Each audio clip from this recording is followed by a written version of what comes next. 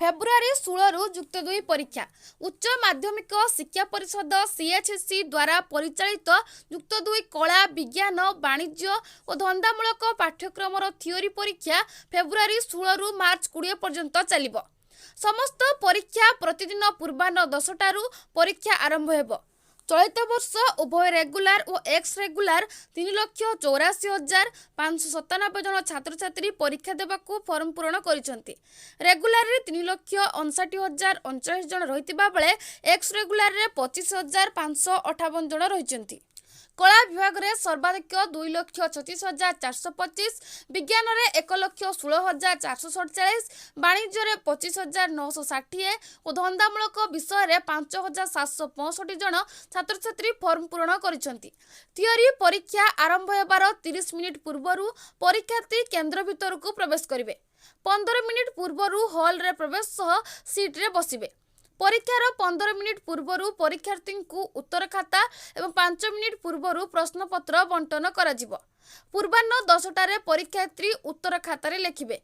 समस्त परीक्षा केन्द्र में सीसीटीवी बाध्यतामूलक करने को सीएचसी पक्षरु निर्देश दिया जायछि।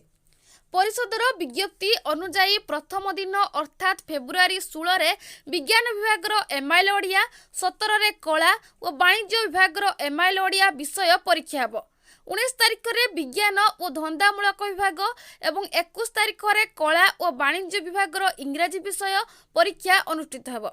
फेब्रुआरी 24 तारिख में कला विभाग इतिहास, मार्च 1 राजनीति विज्ञान, 6 रे गृह विज्ञान, 13 रे भूगोल, 14 रे अर्थनीति और पर्सनल मैनेजमेंट, 16 रे शिक्षा और भारतीय संगीत मनोविज्ञान, 18 रे नृतत्व विज्ञान, स्टैटिस्टिक और सामाजिक विज्ञान और 20 रे लॉजिक परी प्रमुख विषय रे परीक्षा रही। से परी वाणिज्य विभाग 24 रे business studies and management BSM, March 1 रे business mathematics and statistic BMS, 14 रे fundamental of management account FMA, business economics BSE, cost accounting CSE, computer application CA, 20 रे अकाउंटिंग परी प्रमुख विषय रे परीक्षा रही।